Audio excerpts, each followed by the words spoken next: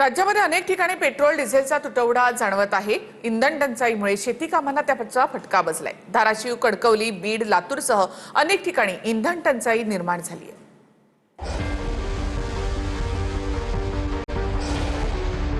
धाराशिवमध्ये सलग 3 दिवसांपासून पेट्रोल आणि डिझेलची टंचाई आहे। त्यामुळे शेतातील कामं खोळंबली आहेत। धाराशिव जिल्ह्यातील वाशी आणि कळंब परिसरात गेल्या 3 दिवसांपासून डिझेलची टंचाई आहे। पेट्रोल पंपावर डिझेल संपल्याचे बोर्ड्स लागले। ऐन पावसाळ्याच्या तोंडावर शेतातली कामं यामुळे ठप्प झाली आहेत। तर सिंधुदुर्गातही 2 दिवसांपासून पेट्रोल डिझेलचा तुटवडा जाणवू लागलाय। पेट्रोल पंपांवर वाहनांच्या लांबच लांब रांगा दिसून येत आहेत। सध्या या ठिकाणी मिरजवरून इंधनाचा पुरवठा केला जातोय।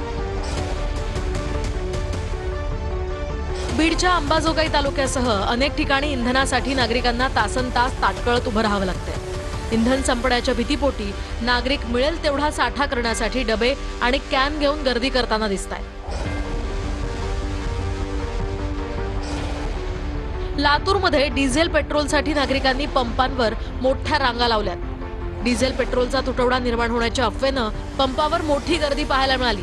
दरम्यान इंधनाचा तुटवडा नसल्याची माहिती जिल्हा प्रशासनानं दिली आहे।